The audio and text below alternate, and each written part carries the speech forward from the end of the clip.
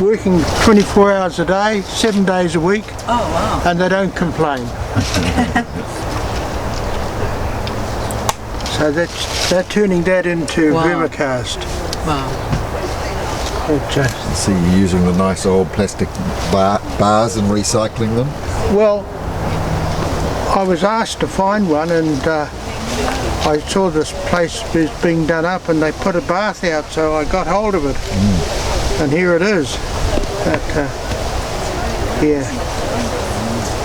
They're not hard to look after, but a lot of people fail for some reason. It really doing good. Vermiliquids, yeah. Yeah. What sort of ratio do you put that on and spray? I personally don't dilute it. Oh, okay. Put it straight on? Straight on, and it does. They can handle that. The main message I would put out today is never use tap water which is chlorinated. It kills worms.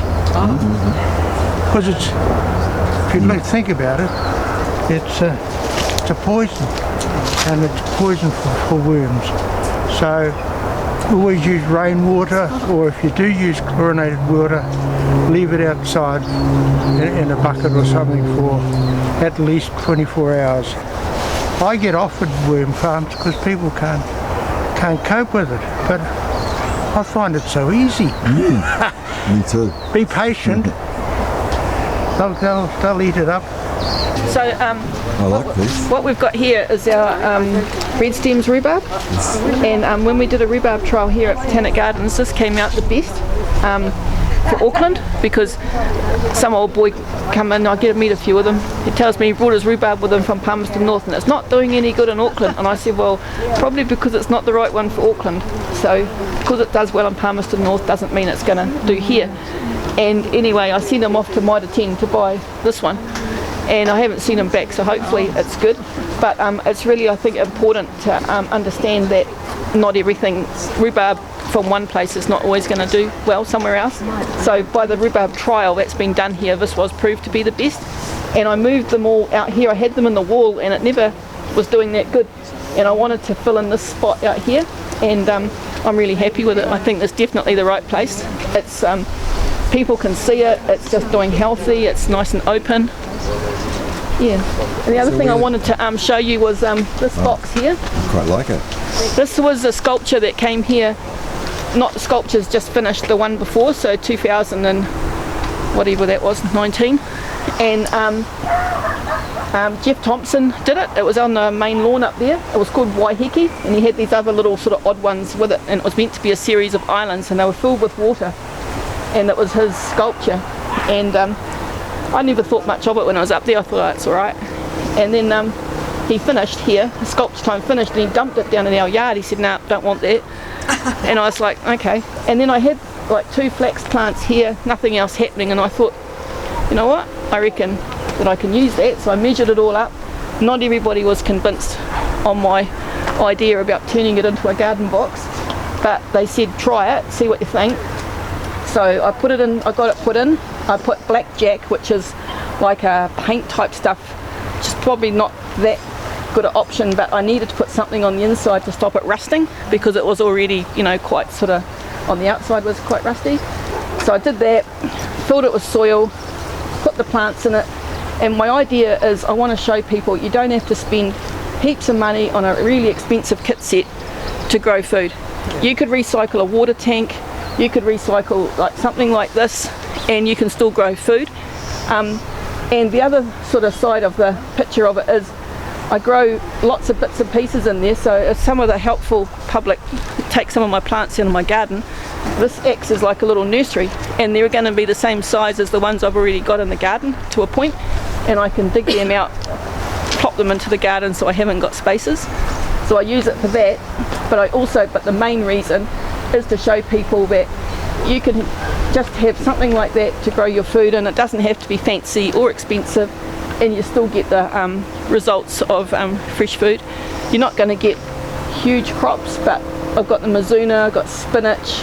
The beetroot really likes it because of the channels, because the tin's warm, and the beetroot really does well in there. It's got some turnips, and I put some kohlrabi I think in there, some coriander, and then I just put the garlic chives in the middle because that's kind of like the companion plant to help with those sort of things. Society garlic. Yeah, society garlic. So so that's that was one of the things I'm actually probably most proud of that I've done in the garden, because no one backed the idea. One person here backed the idea, and probably Lawrence was, and Joanna were the two people that backed it. Everyone else was like, they just couldn't, they just thought it was something that belonged in the rubbish. But I had just had that feeling, and I think it's really important to, when you feel that strongly about it, that you push your idea, and if you can get it, do it. So this is quite an educational garden, so it was really the ideal opportunity to, to be able to have that. So, yeah. And moving forward, this is the last part of what we're looking at today.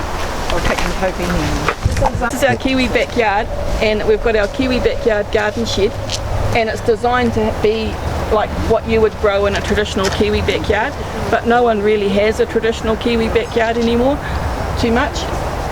These gardens are going to get redone this winter, and the new plan is it's going to be all accessibility. They're getting remade, and it's going to be all done with all the heights, the widths, everything, to make it completely accessible for not only people in wheelchairs and mobility scooters, but visually impaired people and everything like that. And I think that's really important, to be able to still include those people in gardening, and being able to do that here is really good. But for the winter, in the summer, this is kind of like a rotation bed, and I'd like to show companion planting in rotation. In the winter, don't do that as much. So I just sort of put in lots of greens just to sort of bulk it out.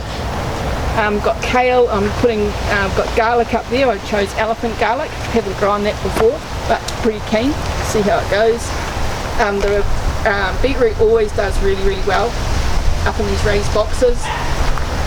Got cabbage, silver beet, red cabbage, and then celery is the first time I've grown celery, so I'm quite keen to see how that turns out. Yeah, and these turnips were the same ones as I had over there. They're ready to harvest, so they'll come out. Bok choy and more turnips will go in there.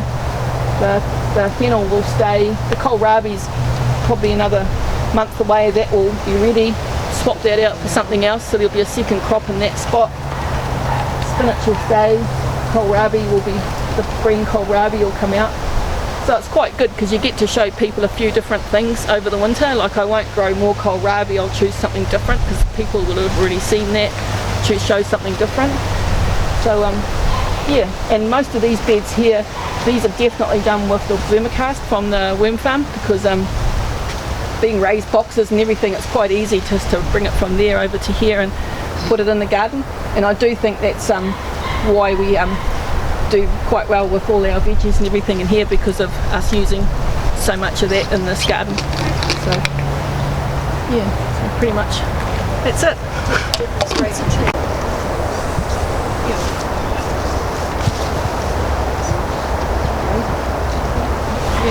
Yes, raisin tree. We did. Who knows this? Raisin trees. Oh, that's that one that was edible. Japanese raisin tree. Yeah. There's quite a few down here.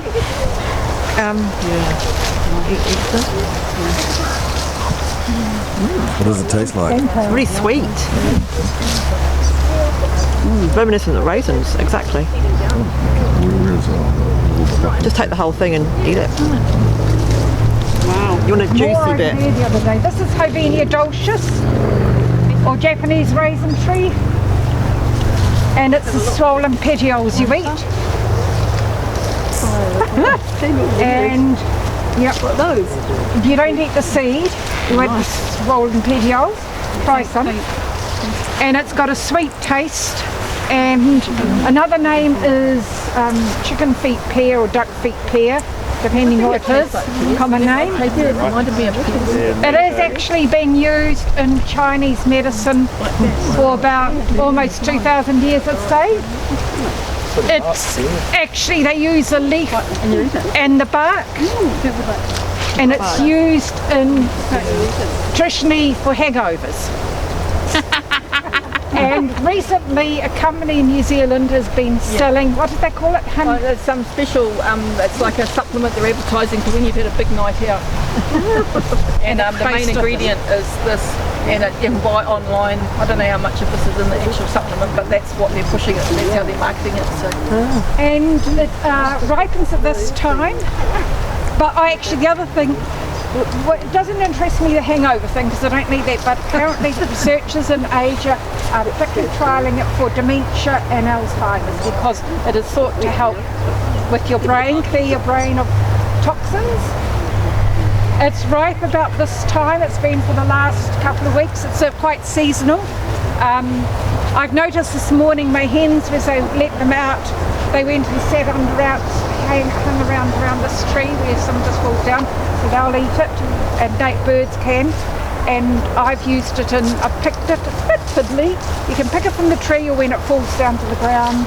Use in things like coleslaw where you might use raisins or so. It doesn't last long, but it's just something a bit different. Yeah, if you've got the tree. And it's done a lot better since we had the arborist visit.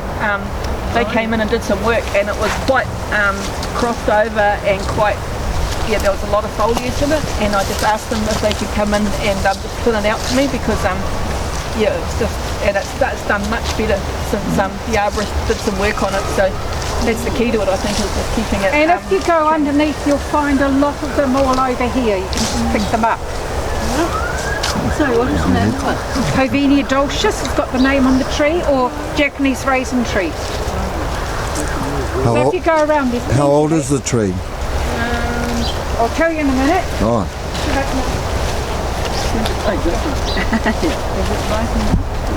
Sort of sweet initially and then goes dry. Yep. Got a bit of 1990?